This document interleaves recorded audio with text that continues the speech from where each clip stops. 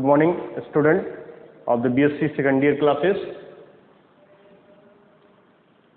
I was discussed about to the for particular BSc second year classes to the animal physiology and biochemistry paper. This is the third paper, and in which animal physiology, the particular physiological system which are regarded as to the different kind system, digestive system, respiratory system, and now reach to the which are going into the continuous processes to the circulatory system, in which to the study of heart and their functioning, their pumping mechanism, so that we are going into the now today's lecture is regulation of the rate of heartbeat.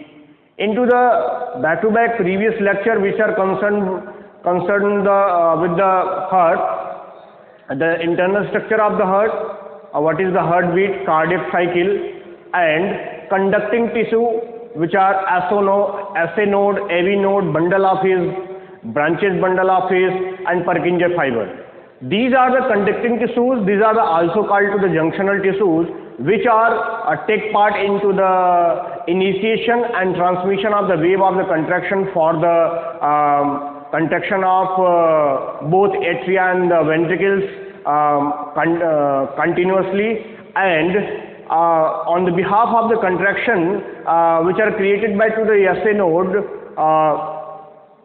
that is the flow of the blood which are going through the each of the part of the body through the left, which are related to the left ventricles, cardiaco-systemic aorta, and for the oxygenation is going into the through the pulmonary aortas after the contraction.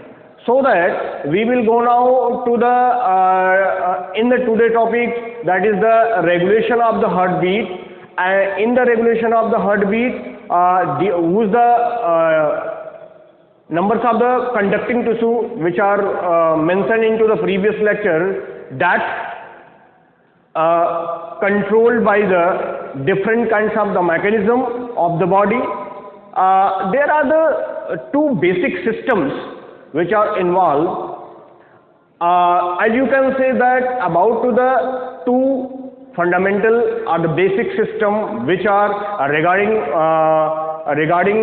by the coordination, all the procedure which are going for to the chemical reaction or the for the particularly to the survival of the animals, that is the take to the equilibrium level, maintain to the all the mechanisms through the nervous system and the humoral system, so that in which to the regulation of the heartbeat is also maintained by the these kinds of the mechanism. Particularly we can say that about to the nervous system and the humoral system. In the nervous system, to the neurons which are conducted and initiated by to the all the procedure of the, which means that to the heart which are going into the contraction and relaxation, inhibitory and excitatory. The inhibitory and excitatory movements or the seen during to the contraction and relaxation process, that is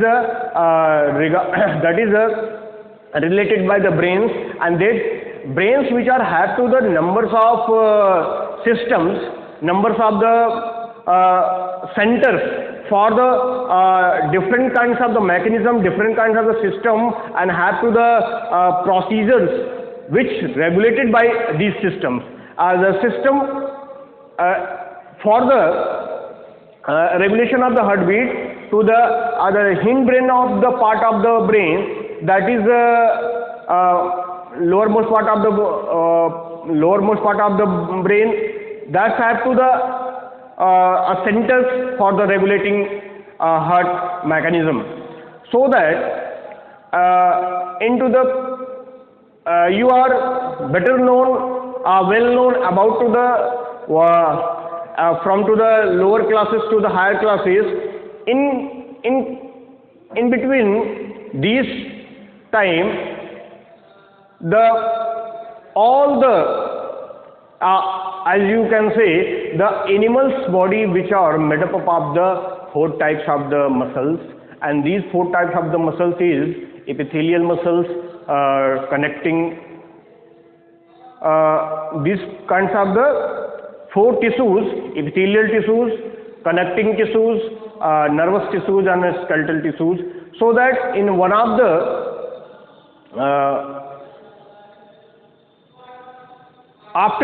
for the better study of the regulation of the rate of heartbeat, we are going on to the level of due to have to the another aspect for that to the muscles is categorized in the three regions. First is skeletal muscles, second is smooth muscle, third is cardiac muscle. So first, skeletal muscles is the also called to the striated muscles, stripped muscles and voluntary muscles, because skeletal muscle is indicating that to the muscles which are found into the along with the skeletal. So the particularly we are can say that to the limbs, hind limbs and forelimbs, so that is also called to the striated. On the basis of their origin, that is called to the striated muscles, which are also called to the voluntary.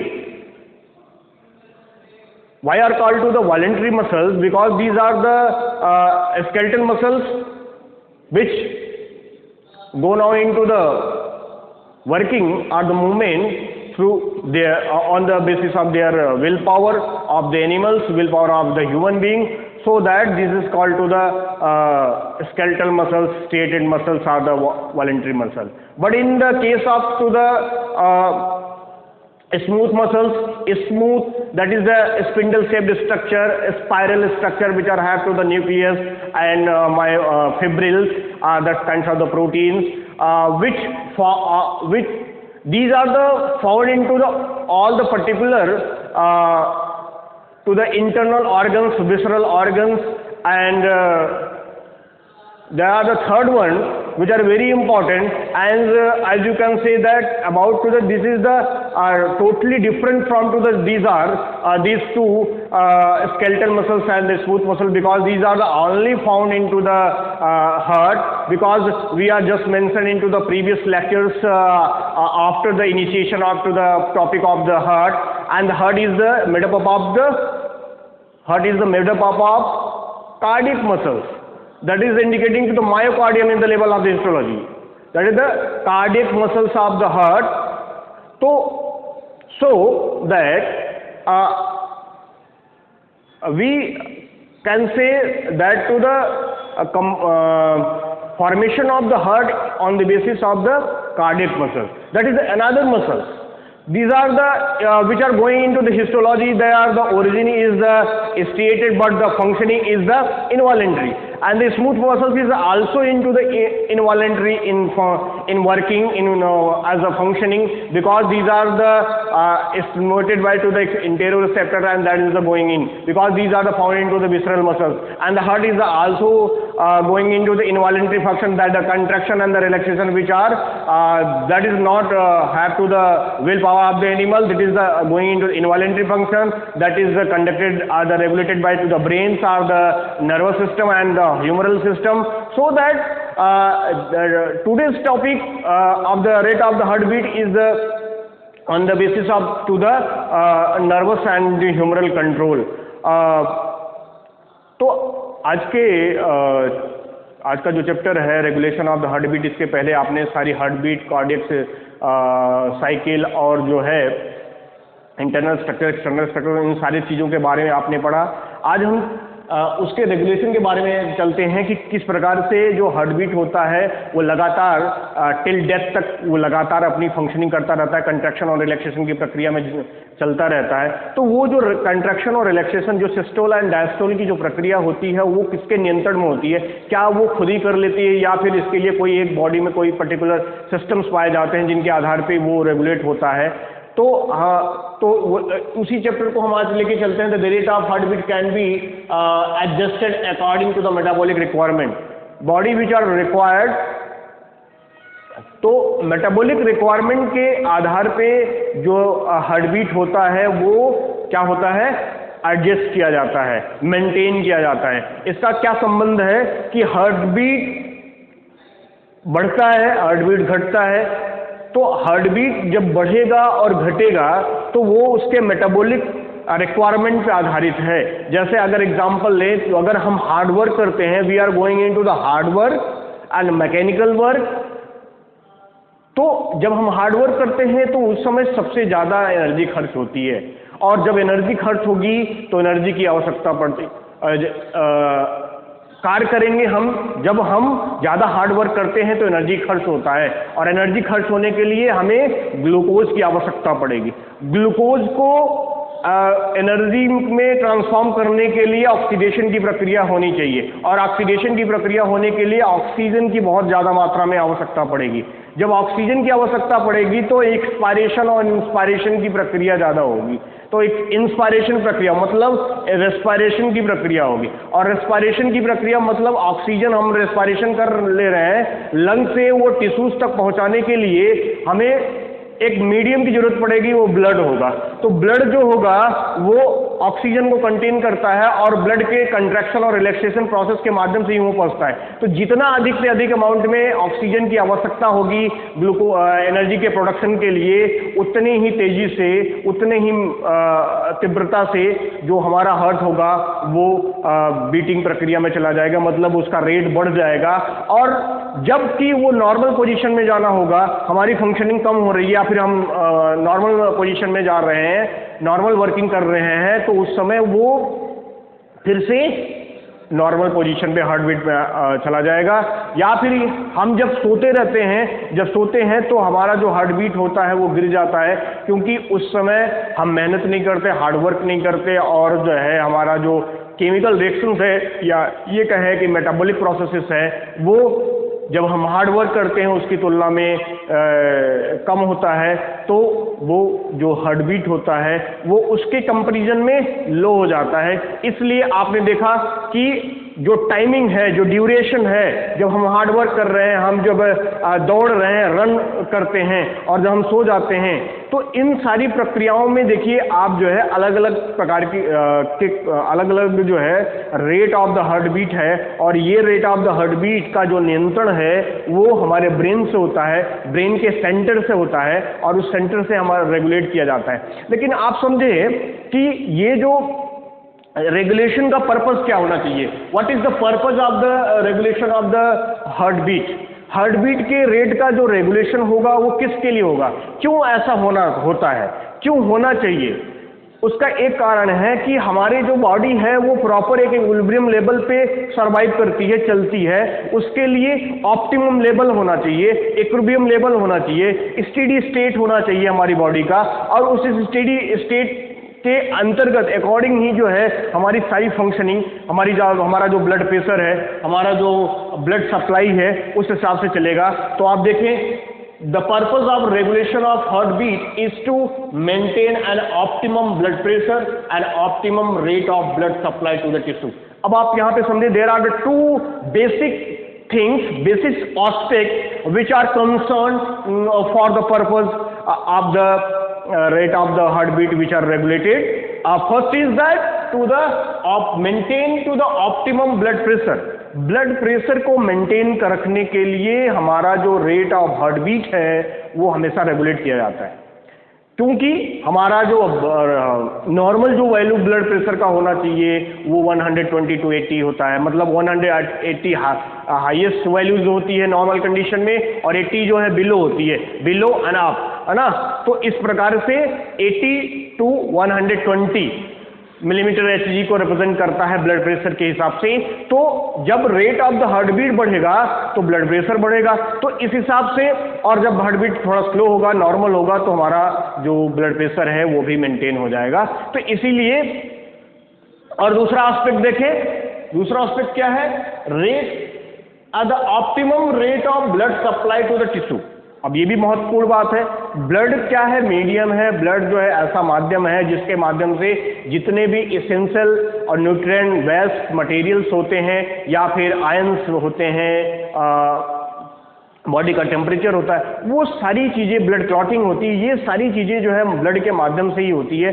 तो हम कहेंगे कि blood का जो supply हो tissue को appropriate उचित amount में हमेशा लगातार होना चाहिए, क्योंकि जितनी ऑक्सीजन की आवश्यकता होती है, ऑक्सीजन जो है ब्लड के माध्यम से ही प्रत्येक टिश्यूज में पहुंचता है और ब्रेन में पहुंचता है, और ब्रेन के लिए ऑक्सीजन की आवश्यकता बहुत महत्वपूर्ण होती है। This is very essential for that to the reach to the high appropriate amount of the oxygen in the brain or for the other body parts, so that blood is very essential, and amount of the blood which are also is very important। तो कहने का मतलब होता है कि blood जो है appropriate amount में पहुंचेगा तो उसके साथ साथ में ऑक्सीजन भी वहाँ पे उसी अमाउंट में पहुंचेगा, और इस तरीके से हमारा जो जितना इसेंशियल और जो है रिक्वायर्ड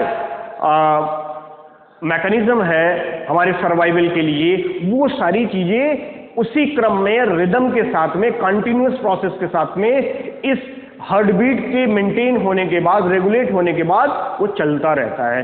तो ये हमने बताया। अब हम देखते हैं कि ये जो इसका regulation of the rate of heart beat है वो कितने प्रकार से हो सकता है, कैसे हो सकता है।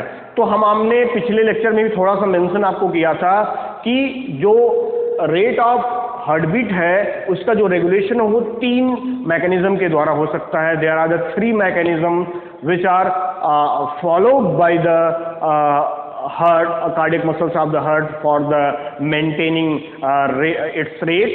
So the first is the local mechanism, second is nervous mechanism, and third is humoral control mechanism.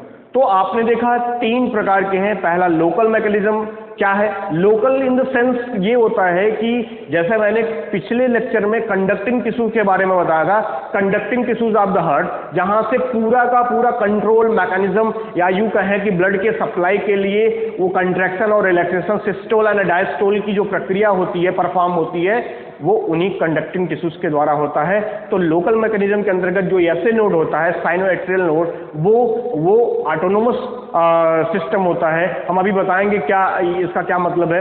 तो वहां से wave of the contraction generate होती है, और इसके बाद जितने भी AV node, bundle of His, branches of bundle of His, Purkinje fibre मिलके इस लोकल मैकेनिज्म को परफॉर्म करती हैं, पूरे एट्रिया और वेंट्रिकल में कंट्रैक्शन वेव्स को पहुंचाती है, जिसके माध्यम से कंट्रैक्शन होने के बाद ब्लड की सप्लाई अवाटास के माध्यम से लंग्स में और पूरे बॉडी पार्ट्स में होती है, और फिर वंस अगेन लंग्स में आती है। तो इस प्रकार से ये प्रक्रिया चलती रहती है।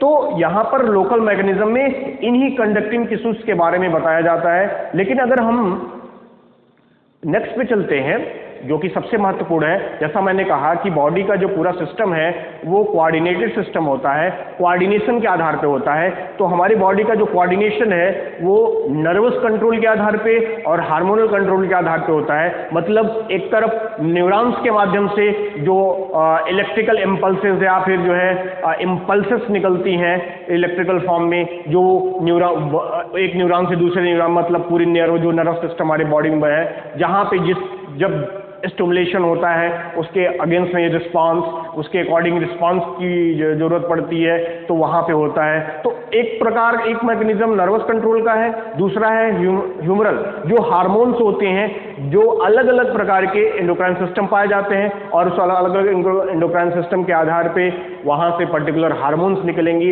वो हार्मोन्स किसी भी पर्टिकुलर विशेष मैकेनिज्म के लिए रिस्पॉन्सिबल होती हैं, और वो रिस्पॉन्सिबिलिटी को क्रिएट करती हैं ड्यूरिंग टू द मैकेनिज्म। तो यहाँ पर भी हार्ट बीट के संबंध में यहाँ पे एड्रेनलिन और नॉर एड्रेनलिन, या फिर दूसरे शब्दों में इपिनेफ्रिन और नॉर एपिनेफ्रिन के रेफरेंस आता है, जो कि कार्डियो एक्साइटेटरी और इनहिबिटरी फंक्शनिंग में रोल प्ले करता है, हार्ट बीट को मेंटेन करता है। तो सबसे पहले हम देखते हैं थ्रू द डायग्राम्स, मैकेनिज्म को समझने का प्रयास करते हैं कि किस प्रकार से नर्वस सिस्टम के माध्यम से, न्यूरॉन्स के माध्यम से, जो हमारा एसए नोड है, जो हमारा हार्ट है, उसका रेट कैसे रेगुलेट किया जाता है, किस प्रकार से होता है। तो just go now to the on the diagram, that is I am making to the diagram for to the better understanding of the regulation of the rate of heartbeat,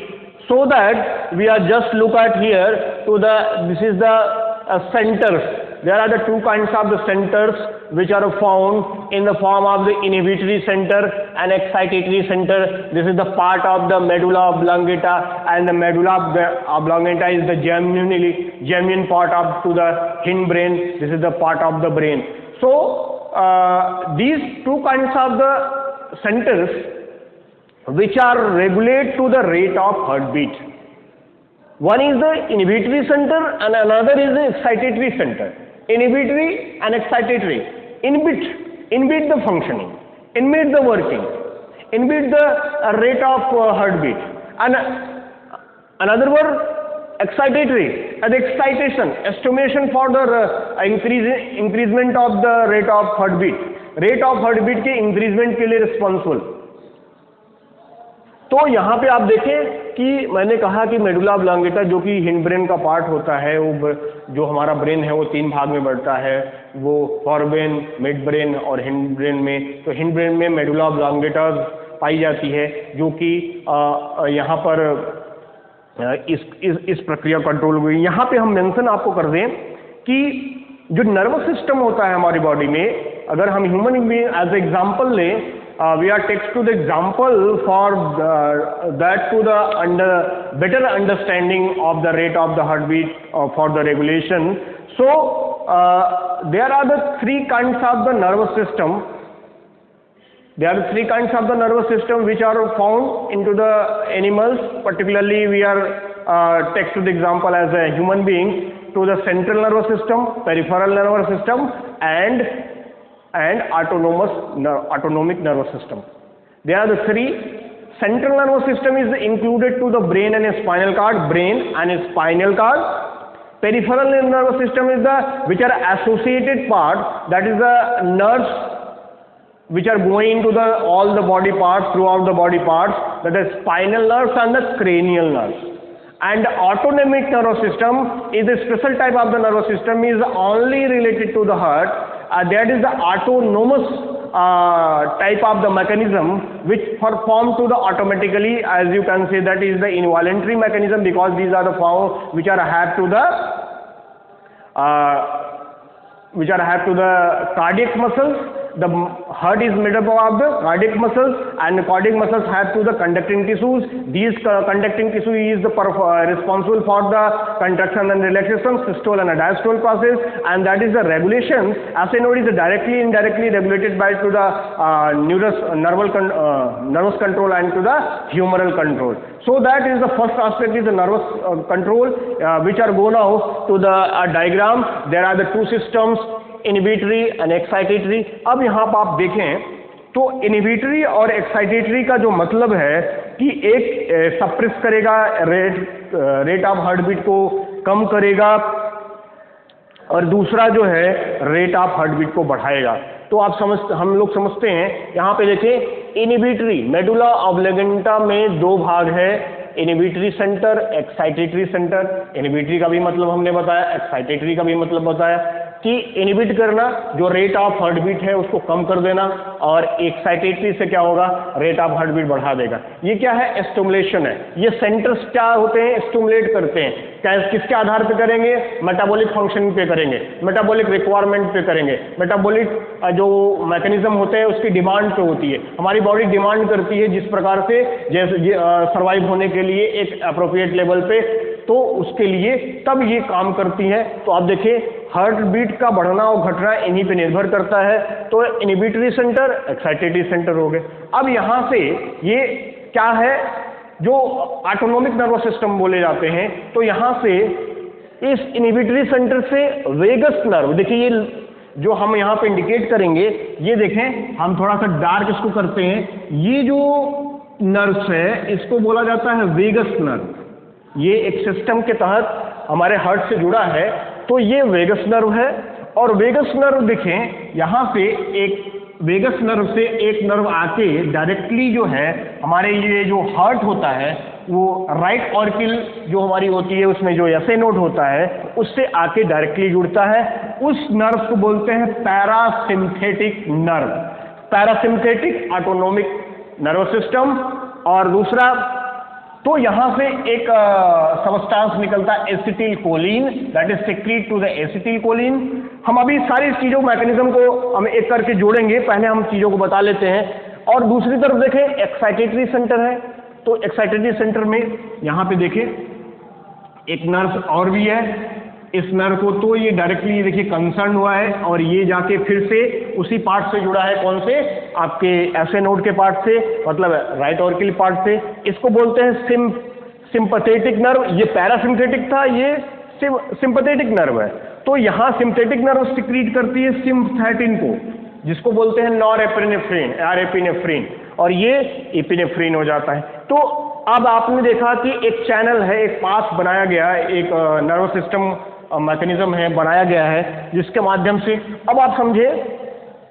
तो यहाँ पे जो the regulation of the rate of the heart beat which are controlled by the both of the systems, inhibitory and excitatory, that is the inhibitory centers which are related to the vagus nerve and is also also joined to the SA node of the right auricle of the heart through the parasympathetic nerve, so that on the basis of these coordination, this is called to the parasympathetic autonomic nervous system. And another is the excitatory center is related to the sympathetic nerve which secrete to the sympathin, is also called to the parasympathetic autonomic nervous system. तो मतलब दोनों में ये autonomic है, cardiac muscles immediate involuntary functioning होती है, तो ये ऑटोनोमिक फंक्शनिंग करता है, इसलिए ये पैरासिम्पथेटिक ऑटोनोमिक नर्वस सिस्टम और ये सिम्पथेटिक ऑटोनोमस नर्वस सिस्टम को रिप्रेजेंट करता है। तो आपने ये कहाँ पे देखे, ये कहाँ पे जुड़ रहा है, ये देखिए हमने हार्ट का एक डायग्राम बनाया है और डायग्राम के माध्यम से दोनों चारों चैम्बर्स को रिप्रेजेंट किया है। चारों चैम्बर में ये देखें, ये है आपका, ये एसए नोड हो गया, शॉर्ट में आप जानते हैं, हमने पिछले लेक्चर में बताया, this is the AB node, ये AB node, this is the bundle of His, bundle of His हो गया,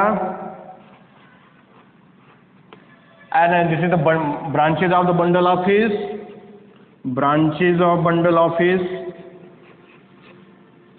bundle of his, and finally this is the Purkinje fiber. This is the Purkinje fiber. तो यहाँ पे ये 5 conducting tissues हैं जो कि पूरे रेगुलेशन प्रक्रिया में भाग लेते हैं, लेकिन इनका जो, जैसे हम कहें कि अगर लोकल मैकेनिज्म की बात करेंगे तो कोई मैकेनिज्म यहाँ पे रेगुलेट नहीं करता, केवल ये एसए नोड या और एबी नोड, सारी बंडल ऑफ हिस और पर्किंजे फाइबर आपस में मिलके ही पूरे हार्ट का नियंत्रण कर लेती हैं, रेट, हार्ट बीट के रेट को नियंत्रण कर लेते हैं। लेकिन जब नर्वस सिस्टम की बात करते हैं तो उसका रेगुलेशन न्यूरॉन से है, आपके ब्रेन से है, और ब्रेन से देखें इनहिबिटरी सेंटर के माध्यम से वेगस नर्व से जो पैरासिम्पथेटिक नर्व से निकलती है जो डायरेक्टली, अब ये क्या है, किससे रिलेटेड है, इनहिबिटरी सेंटर से, मतलब rate of the heart beat को क्या करेगी, इनहिबिट करेगी। अगर एक्साइटेशन में गया है, नॉर्मल में लाना है उसको, हार्ट बीट को लाना है, तो उसको क्या करेगी, सप्रेस करेगी, मतलब इनहिबिट कर देगी। जैसे कि रेट ऑफ द, किसको इनहिबिट करेगी, ये एसए नोड। एसए नोड क्या होता है, पेस मेकर बोला जाता है, पिछले लेक्चर में मैंने बताया, this is the pacemaker of the heart, and that is the regulate and initiate and transmit to the wave of the contraction is firstly। तो यहाँ पे कह सकते हैं कि एसए नोड जो कि पेस मेकर है, जो कि रिदम के साथ में कंट्रैक्शन और रिलैक्सेशन प्रोसेस के लिए वेव ऑफ द कंट्रैक्शन को जनरेट करता है। वो देखिए इस एरो के माध्यम से दोनों एट्रिया में हमने रिप्रेजेंट किया है, वो डायरेक्टly इस इनहिबिटरी सेंटर से, जबकि whenever required when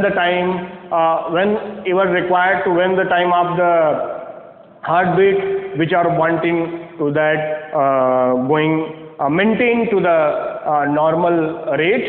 तो अगर हम नॉर्मल रेट में उसको मेंटेन करना चाहते हैं तो ये इनहिबिटरी सेंटर्स के माध्यम से पैरासिम्पथेटिक जो नर्व्स होती है वो एसिटिलकोलिन का सिक्रीशन करेगी और एसिटिलकोलिन के माध्यम से ये जो ऐसे नोड होता है उसके रेट को क्या कर देगा, नियंत्रित कर देगा, रेगुलेट कर देगा, नॉर्मल पोजीशन में ला देगा। तो इस प्रकार अब फिर वो वही चैनल है जैसा मैंने पिछले लेक्चर में बताया, इस चैनल के माध्यम से एबी नोड और AV node bundle of through the via to the bundle of His goes to the branches of the bundle of his on the area of the ventricles with the help of the Purkinje fiber. That is these are the wave of the contraction which are going into the ventricles, and then the ventricles contract and the blood which flow into the their aortas. तो इस प्रकार से blood वहाँ पे चला जाता है। तो इसका नियंत्रण आपने देखा कि किससे है, इनहिबिटरी सेंटर से। लेकिन जबकि हमको हार्ड वर्क करना है या फिर हम कुछ ज़्यादा वर्क ज़्यादा करते हैं, दौड़ते हैं, उस टाइम में देखें हमारा हार्ट बीट बढ़ जाता है। तो हार्ट बीट बढ़ने का कारण होता है यहाँ पे जो एक्साइटेटरी सेंटर होता है वो स्टिमुलेट करेगा किससे, सिंथेटिक नर्व के माध्यम से, और सिंथेटिक नर्व के माध्यम से जब वो स्टिमुलेट करता है तो वो सिंपैथेटिन जो नॉरएपिनेफ्रिन होता है उसको निकालती है और वो क्या करेगी, यहाँ ऐसे नोड को स्टिमुलेट करेगी, that is stimulated to the SA node, and when the SA node which generate transmit to the wave of the contraction all part of the atria, and that to the wave of the contraction which is received to the all part of the atrium and then goes to the their ventricles through the bundle of his and the Purkinje fiber, so that to the तो ये वे यहाँ से सिंथेटिन के माध्यम से ये इसको heart beat बढ़ा देता है। और हार्ट बीट आप जानते हैं कब बढ़ता है, जब हम हार्ड वर्क करें, जब हम रनिंग करते हैं, हम एक्सरसाइज करते हैं, तो उस समय ये हार्ट बीट बढ़ जाता है। और जबकि हम जो है जब सोना होता है हमें, तो उस समय सोते रहते हैं, तो उस समय हमारा हार्ट बीट कम हो जाता है। तो ये सारी फिजियोलॉजिकल और मेटाबॉलिक फंक्शनिंग पे आधारित होती है, जबकि हमारा हार्ट बीट कम और ज़्यादा होता है। तो उसी को नियंत्रित करने के लिए, उसी को रेगुलेट करने के लिए, उसी को कंडक्ट करने के लिए ये सारी प्रक्रियाएं होती हैं, जो कि हमने डायग्रामेटिक रूप से आपको रिप्रेजेंट किया through the brain, medulla oblongata, inhibitory, excitatory, through the vagus nerve and sympathetic nerve.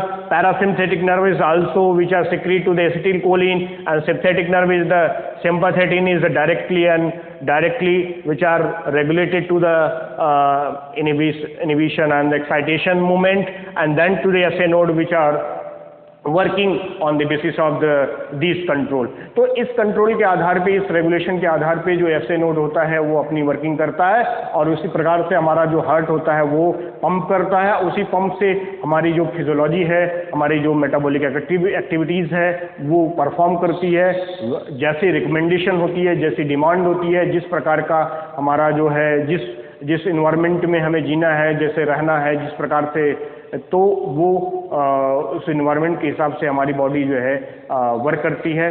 तो उस होम्योस्टैट प्रोसेस पे, इस हार्ट बीट के रेगुलेशन के आधार पे हम सर्वाइव कर पाते हैं। तो ये तो रेगुलेशन की बात थी, कंडक्शन की बात थी कि हार्ट बीट कैसे होगा। एक बात हम समझते हैं कि ये रेगुलेशन और कंडक्शन में जो ब्लड होता है तो वो एक टर्मिनोलॉजी है, टर्मिनोलॉजी के आधार पर उसको समझा जाता है, जिसको हम बोलते हैं कार्डियक आउटपुट। अब देखिए, आपने एक लोकल शब्द, एक नॉर्मल शब्द में समझा होगा आउटपुट और इनपुट।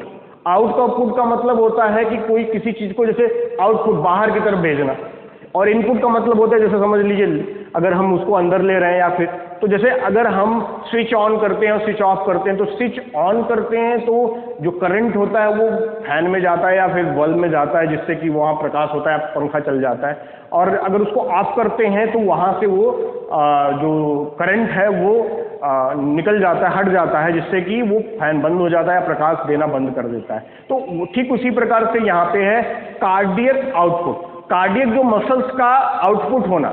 क्योंकि ये किससे, अब देखिए आप थोड़ा समझें, इसको समझने का प्रयास करें, just try to understand about to this aspect, this word cardiac output. Cardiac output क्या मतलब? कार्डियक मतलब जो कार्डियक मसल्स है, किसके लिए है? हार्ट के लिए। मतलब हार्ट में जो गतिविधि होगी, आउटपुट की गतिविधि हो रही है। मतलब आउटपुट क्या है, मैकेनिज्म में अगर आप जाएंगे तो 2 चैम्बर हर्ट में एक बार हर्ट में ब्लड आता है, दूसरी बार भी आता है, एक डी ऑक्सीजनेटेड ब्लड आता है, एक ऑक्सीजनेटेड ब्लड आता है। तो हम क्या कर रहे हैं, आउटपुट की बात कर रहे हैं। अभी हम अगर कार्डियक आउटपुट की बात करेंगे तो जो ब्लड होता है वो वेंट्रिकल से both of the ventricles which are certain amount of the blood which are passes from to the ventricles, that is called to the cardiac output. Cardiac output क्या है कि कुछ निश्चित मात्रा में जो ब्लड होता है वो वेंट्रिकल से, मतलब दोनों वेंट्रिकल से क्या होता है, बाहर की तरफ निकाला जाता है। मतलब वेंट्रिकल के माध्यम से लंग्स में और बॉडी पार्ट्स में जाता है, तो उसको कार्डियक आउटपुट है। मतलब हार्ट से ब्लड का बाहर की तरफ जाना, एक सामान्य शब्दों में आप इसका एस्पेक्ट समझ सकते हैं कि बाहर की तरफ निकालना, इसको बोला जाता है कार्डियक आउटपुट।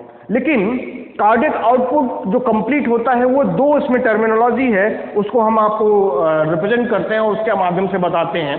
तो कार्डियक आउटपुट में एक चीज होती है, देखिए इसमें 2 एस्पेक्ट हैं। पहला हम लिख देते हैं, पहला और दूसरा है। पहला है स्ट्रोक वैल्यूम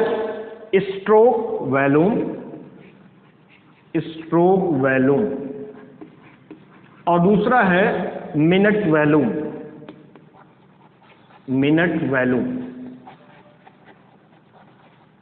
2 एस्पेक्ट के आगे 2 टर्म है, स्ट्रोक वैल्यूम और मिनट वैल्यूम, दोनों को मिला के हम कार्डियक आउटपुट बोलते हैं। तो हमने अभी क्या बोला, डेफिनेशन के माध्यम से, on the behalf of to the definition, the certain amount of the blood which are passed from to the ventricles, that is called to the cardiac output। एक एस्पेक्ट, एक वर्ड्स को निश्चित ट्रिक समझा करिए। Output होना मतलब आप ये समझिए कि लंग जो हार्ट में ब्लड नहीं इनपुट होता तो मतलब ब्लड आ रहा है, आउटपुट का मतलब ब्लड बाहर जा रहा है। तो अब यहाँ पे केवल एक एस्पेक्ट लीजिए, एक कॉन्सेप्ट क्लियर करिए कि आउटपुट हो रहा है, तो हार्ट से ब्लड जो है जा रहा है बाहर। अब अब वेंट्रिकल से ही बाहर जाता है, आपको पता है, जो सेमील्यूनर वाल्व्स होती हैं और उसी को पल्मोनरी अवाटास और सिस्टेमिक अवाटास बोलते हैं। अब उसके माध्यम से लंग्स में या बॉडी पार्ट्स में जाता है। तो इसलिए हमने बोला कि certain amount of the blood, कुछ निश्चित मात्रा में जो ब्लड होती है वो वेंट्रिकल से बॉडी पार्ट्स, हार्ट से अलग अलग बॉडी पार्ट्स में जाती है या फिर लंग्स में जाती है, तो उसको बोला जाता है कार्डियक आउटपुट, बाहर निकल रही। अब इसमें मैंने कहा 2 टर्मिनोलॉजी, स्ट्रोक वैल्यूम और मिनट। स्ट्रोक का मतलब एक बीट में कितने अमाउंट में ब्लड जाएगा। तो एक बीट का जो कंसर्न है, आप थोड़ा समझें, हम यहाँ पे ऑक्सीजनेटेड ब्लड की बात करेंगे क्योंकि इसका कंसर्न हमारे जो है बॉडी टिश्यूज से होता है। टिश्यूज में जो ऑक्सीजनेटेड ब्लड आउटपुट कर रहा है, कहाँ से, लेफ्ट वेंट्रिकल से। When the amount of the blood which are pass through the stroke, एक स्ट्रोक में जितना अमाउंट में ब्लड लेफ्ट वेंट्रिकल से body part through the aorta body parts में जाता है, उसको स्ट्रोक वैल्यूम बोलते हैं। यहाँ पे क्या है, ये स्ट्रोक वैल्यूम है। तो अब ये आपने समझा कि the amount of the blood passing through the ventricles, तो वेंट्रिकल से जो अमाउंट में ब्लड पास हो रहा है उसको, दोनों को समझ लेते हैं। मान लीजिए दोनों को हम ले लेते हैं, एक ही समय में दोनों वेंट्रिकल से जो ब्लड पास हो रहा है उसको स्ट्रोक वॉल्यूम बोलते हैं। स्ट्रोक का मतलब एक बीट में जितना अमाउंट में ब्लड वो पास कर रहा है। अब लेकिन अगर हम कितना जो एक बीट कह रहे हैं, हार्ट बीटिंग की प्रक्रिया कह रहे हैं, तो उसको हम मिनट के कंसर्न में समझ लेते हैं, क्योंकि हम अमूमन जो लिटरली हमें एक्चुअली हम जो जानते हैं कि नॉर्मली फंक्शनिंग के 72 बार हार्ट बीटिंग की प्रक्रिया होती है। तो 72 बार होती है तो कितने मिनट होते हैं, 60 मिनट होते हैं। तो एक बीट अगर 60 मिनट की बात हो रही है तो हम मिनट वैल्यूम क्या होगा, तो मिनट वैल्यूम का मतलब होता है total amount of the blood which are pass, total amount of the blood passing out per minute, total amount of the blood, ये total amount की बात कर रहा है, total amount of blood total amount of the blood which are passed, जो कि अब कहां से पास हो रहा है, लेफ्ट वेंट्रिकल का हम कंसर्न करेंगे। तो अगर हम एक ये चैनल बनाए तो देखें एक हमारा वो बन रहा है, minute volume equal two stroke volume into, अब मैंने कहा कि कितना बार, अब स्ट्रोक वॉल्यूम का मतलब ये हो गया कि जो वेंट्रिकल से ब्लड फ्लो हो रहा है बाहर, हार्ट से ब्लड जो फ्लो हो रहा है उसको ले लेते हैं, कितने मिनट में हो रहा है ये ले लेते हैं। तो मिनट वॉल्यूम हो गया, मिनट वॉल्यूम कितने बराबर है स्ट्रोक वॉल्यूम में, मतलब अगर हम 1 मिनट की बात करें तो 1 मिनट में स्ट्रोक वॉल्यूम जो एक बार में कंट्रैक्शन की प्रक्रिया हो रही है वो, और अब हार्ट उस मिनट में कितनी बार बीट होगा, तो हार्ट रेट की बात कर लेते हैं, तो रेट कर लेते हैं, रेट हार्ट बीट। तो अब स्ट्रोक, अब देखिए मिनट वॉल्यूम का मतलब ये हो गया, मिनट वॉल्यूम, अब यहां पे आपको पता है कि लेफ्ट वेंट्रिकल से यहां पे 1 मिनट की बात कर रहे हैं हम, मिनट की बात कर रहे हैं, स्ट्रोक वॉल्यूम है। एक स्ट्रोक वॉल्यूम का मतलब क्या बताया मैंने कि अगर हम लेफ्ट वेंट्रिकल्स की अगर कंसर्न लेंगे, क्योंकि ऑक्सीजनेटेड ब्लड की बात करेंगे कि ऑक्सीजनेटेड ब्लड जो है हार्ट से बॉडी पार्ट्स में जा रहा है, टिश्यूज में जा रहा है, तो एक जो स्ट्रोक होता है उसमें हम आपको बता दें, एक स्ट्रोक में यहां पर 65 टू 70 ml जो ब्लड होता है वो एक बार में एक कंट्रैक्शन की प्रक्रिया में फ्लो हो जाता है। तो यहां पे देखिए स्ट्रोक वॉल्यूम है, तो कितनी बार अगर हम 70 को ले लें, यही 70 को ले लें, अब 70 को हमने रख दिया, अब हार्ट बीटिंग की प्रक्रिया कितनी बार होती है 72, एवरेज जो एवरेज आता है वो ले लिया। अब इसका मल्टीप्लिकेशन कर देंगे तो नियरली अबाउट, अब यहाँ पे मल्टीप्लिकेट कर रहे हैं तो यहाँ पे कितना आएगा, आप 0 1 4 0 इस प्रकार से 0 4 0 5, मतलब 5040, ये इस प्रकार से, मतलब 5 लीटर के आसपास जो है जो ब्लड होता है वो पर मिनट फ्लक्चुएट हो जाता है, वो क्या हो जाता है, बाहर निकल जाता है। तो मिनट में, 1 मिनट में 60 सेकेंड होते हैं, और यहाँ पे कितनी बार होता है 72 टाइम्स होता है। तो 72 टाइम्स में जो पूरा अमाउंट ब्लड होगा वो क्या होता है, वहां पे बाहर निकलेगा, मतलब कि पर मिनट में जो 5 से जो 6 लीटर जो अमाउंट में हमारा ब्लड होता है वो स्ट्रोक करके बाहर निकल जाता है।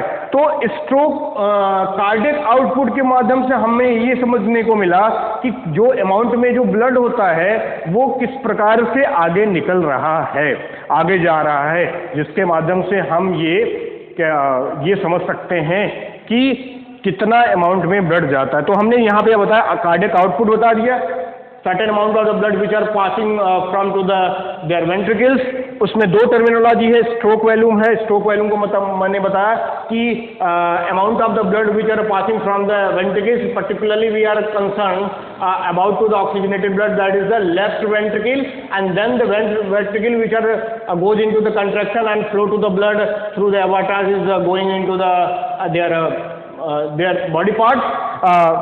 In the stroke volume, there are 65 to 70 milliliter blood in the stroke volume. The stroke volume 65 to 70, and the minute volume is the total amount of the blood which are passing from to the ventricles.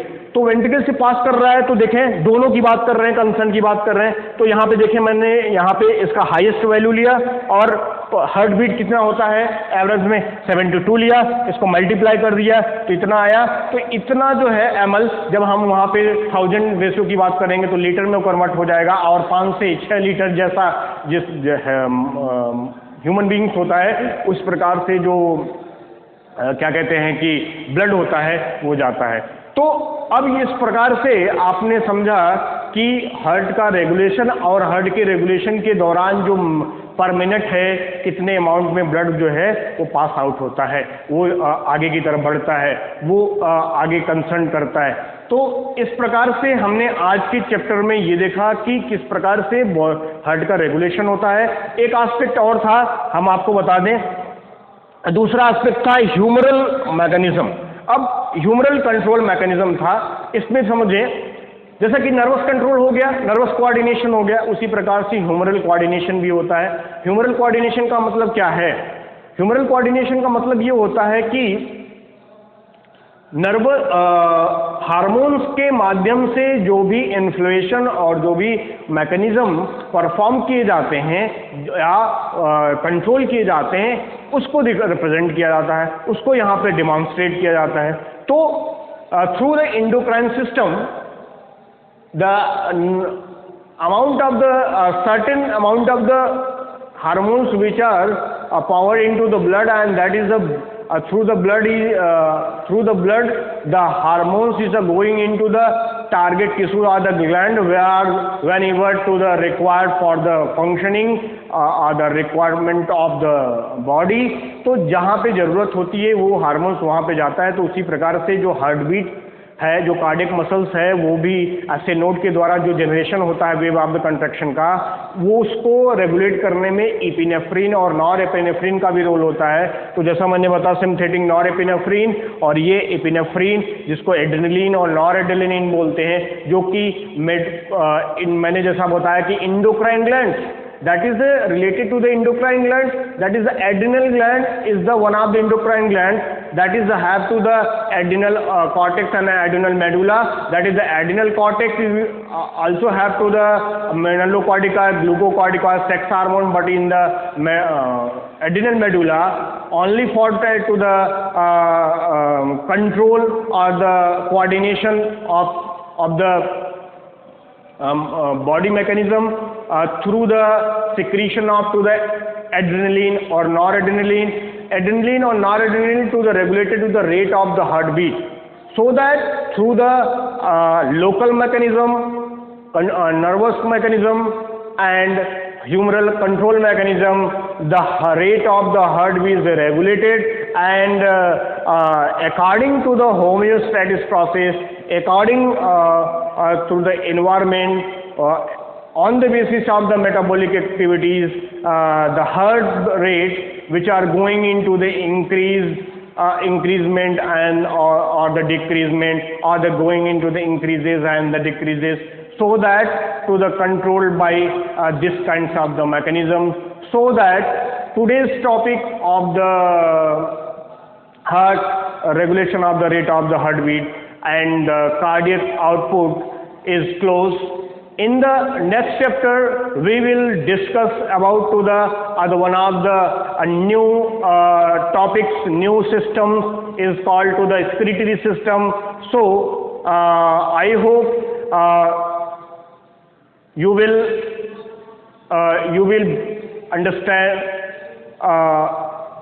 in appropriate manner into the better along with the better satisfaction. If have you in your mind in any dispute or any errors or the problem, so directly contact to me through the comments or so that today's topic closed. Thank you.